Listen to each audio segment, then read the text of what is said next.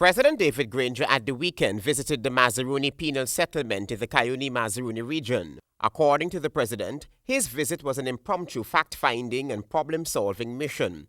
Our presence here today is not just a gut reaction. It is a plan to ensure that there's a long-term strategy for ensuring that the Guyana Prison Service fulfills its mandate.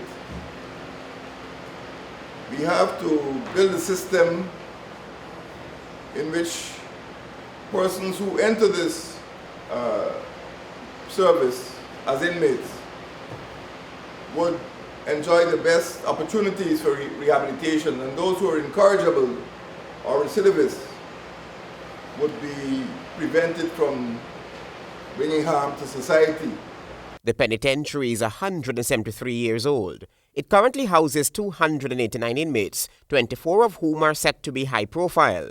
The required staff complement is 95, but the facility only has 54 on staff currently.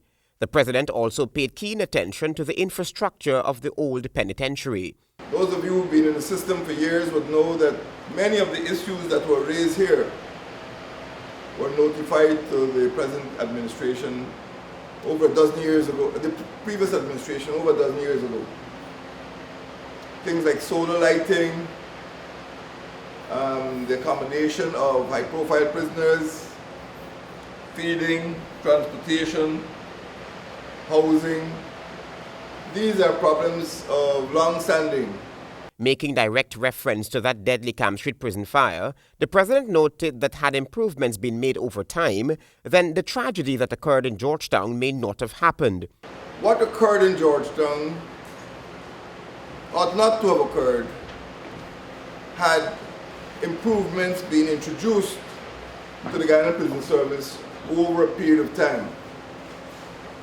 But for various reasons which we don't have to go into now, some of the measures which could have corrected or prevented the events of last week were not implemented.